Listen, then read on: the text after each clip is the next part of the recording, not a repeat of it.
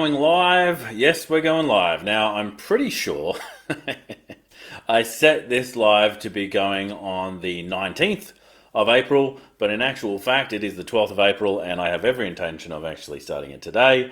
But you may have thought I was going to do it next week. I'm going to do it next week again. We do it every single week. Tactical Tuesday happens on a weekly basis, and it's your little bite-sized opportunity to get a new tactic. Review an existing tactic you may have already known about, or just get an idea or a concept that you can apply to your business. Now, today I've got a relatively big topic, and it's more about not just concepts, but more about options.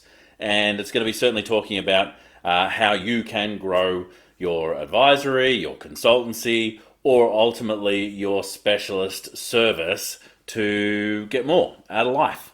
So for those who are watching on the call, I'd love you to put some comments in there. I like to have this be an open forum where you can ask questions, even specific questions about your specific business. I can see some people on the call there. I can see a like, which is fantastic. So let me know who you are, because I can't see specifically who it is, and I would love to have a chat. Now, let's get started. Welcome to Tactical Tuesday. My name is Russell Pearson, and for those who don't know me, for the last 25 years I've been working in the spaces of promotion, sales, and marketing.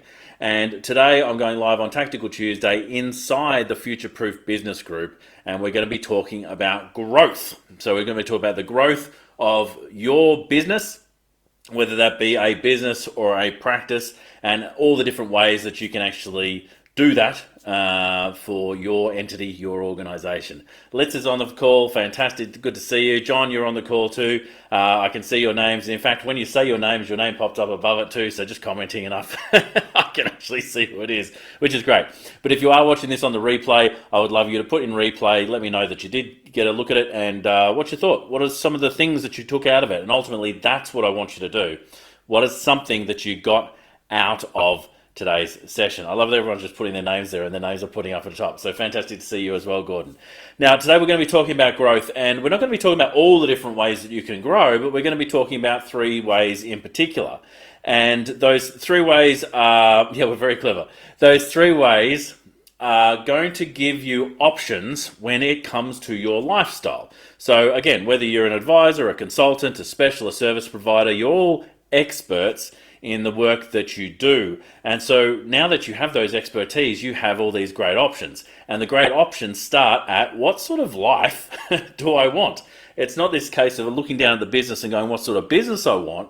Because I honestly believe in this day and age, you can have a business that's making $200,000-$300,000 in just about any area you want. And I've even seen that. Yeah, you're not really sheep, but it's very funny.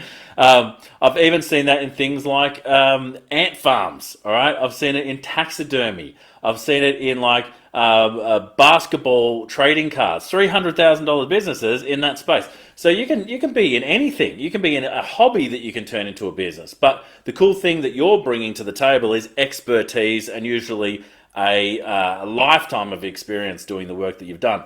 So it's about time that you actually got value in return. So let's talk about lifestyle. The lifestyle is right at the top. What do we want to actually have in our lives with the understanding that we can actually have anything we want? Very, very smart individual told me that once upon a time, and I started believing it, and guess what?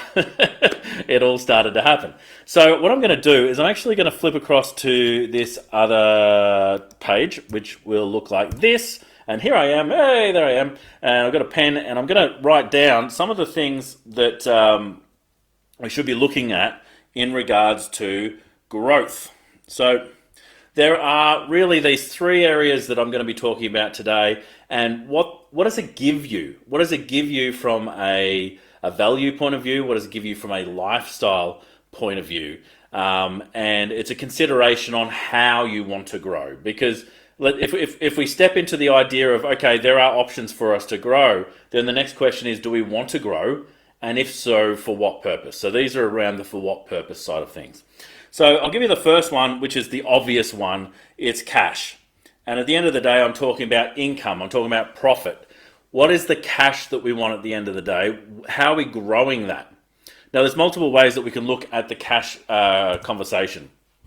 And part of it is to recognize that it's not just about turnover, not just about how much money the business pulls in, but how much money you as the business owner takes away.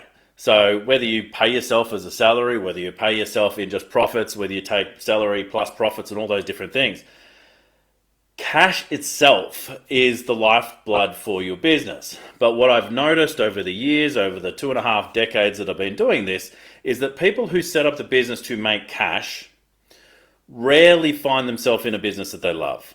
Now, that's absolutely fine if the vehicle that you're doing is this thing that's going to take your energy and you want to actually have that lifestyle. But most people I speak to want to actually have a business that feeds their energy, that actually gives them the stuff that makes their life fun rather than having a job that they go to and then they leave the job to actually have a good time. So you can actually have everything you want. So if the thing that you want is cash, then that's great. Now, you may be thinking, no, I want growth outside of cash. Cash is not the big thing for me. But the first thing you need to understand in that is that cash gives you options. So that's what I'm going to do there. I'm going to talk about cash is all about options. It's going to give you the options to do different things with your lifestyle. You know, you can decide to travel more. You can decide to employ more people. You can decide to add more things that add more value back to your clients. But cash gives you options. So focusing on cash alone is rarely a good strategy, but it certainly is one of the areas that we want to review things that are metrics to grow. Okay, so cash number one, that's the obvious one. But what I will say to that is that I've been working with a lot of triple bottom line businesses, B Corps, people who are purpose driven. And there seems to be a pushback on the idea of growing cash. You know, it's not about the cash, it's not about the money, it's not about all those things. But in doing that, make sure that you're not disregarding cash. You're not disregarding what cash gives you, because without it, you lack options. And that's what I'm trying to point out there. So cash is certainly number one. Number two, time. Time is another great one, and it's one that a lot of people, when they're starting to, not even twilight years, once you're starting to get over the age of 40, you start looking at time in a very, very different way. It's like, where am I going to spend my time? How am I going to spend my time? Funnily enough, I've seen so many people over the years push for time, so they work really, really, really, really hard so they can get to a point of retirement and they get all the time. But my mother is in aged care. She's been a nurse for her entire working life. She only retired, I think it was last year. And she worked in aged care for 20 years of that time, which is a little over half, I think. And one of the things that she told me really stuck with me, which is that a large portion of the people who are in the nursing home only retired like 5 years before they arrived. And they didn't retire because they couldn't do the work anymore. They retired to actually live in their retirement and enjoy their retirement time. But what ended up happening is that when they got that time back, they had no purpose for the time. And so they aged overnight. And so making sure that you've got purpose for that time, what are you going to do with that time? Where are you going to spend that time? Is a crucial decision on deciding if time is the thing that you actually want to use. Now, that's for retirement. I like the idea of actually getting time back for you now. So whether you want to work 4 days a week, whether you want to actually even just work in a hobbyist sort of space and maybe work 2 days a week, but ideally at the very least getting those weekends, very Australian, but getting those weekends back, that's what I've always focused on, so that I can actually spend time with people in the culture that I'm a part of in Australia here, right? So, and again, I work 4 days a week, but the cool thing is in that, the cash that I've got gives me the options to do those things, all right? So the cash enables me to put team members on. The cash enables me to put systems and processes on to allow me to get that time back. So I wonder, in your business, are you measuring time as a metric of growth? And if you're not, that may be one of the things that you start to look at. Kind of like golf. You know, it's the idea of like, how much less time can I be working? And you're kind of working backwards. So time itself gives you choices. All right, so you get your options through the cash. You get your choices through the time. So two very different metrics, but definitely worth considering because they tend to compound on one another. And the third one also compounds. So you might want to go, all right, I want growth in clients. Now, how many clients am I working with? Now, interestingly enough, a lot of the people that I've spoken to of late, and it's probably about 75%, and I'll show you where that comes from in a second, are not interested in working with more people.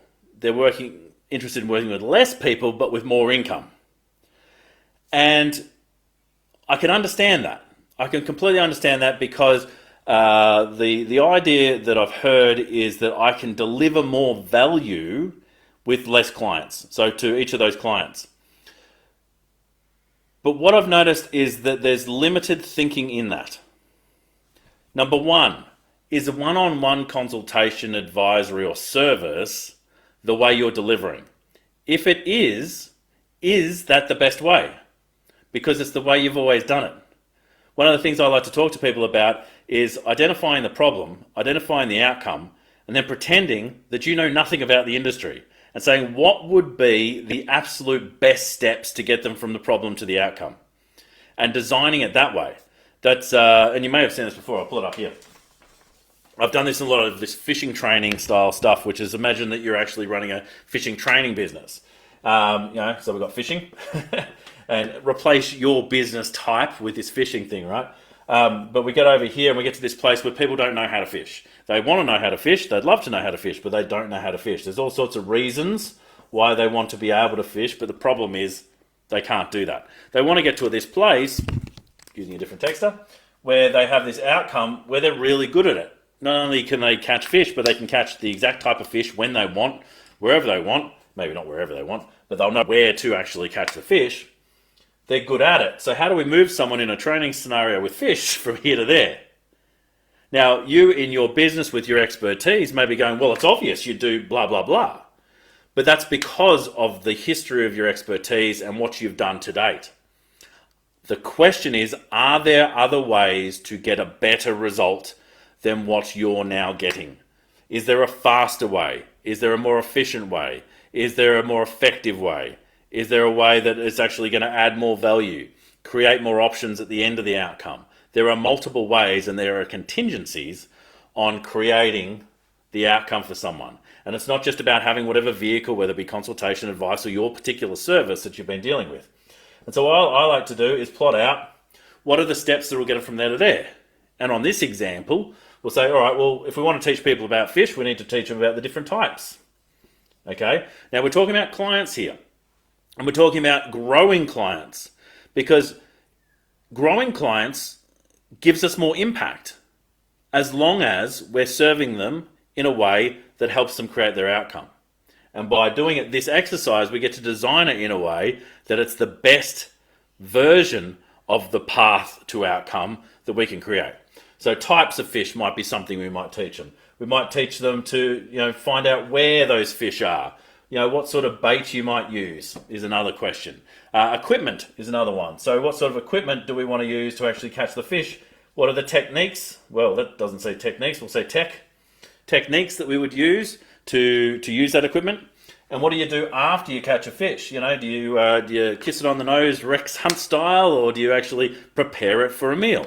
So these are all these different things. Now you might go, all right, well, in my industry, if I was to do that, I go, all right, they've got this problem, they go here. I kind of take care of this one step, and so I don't want to take care of all these different steps, which is absolutely fine.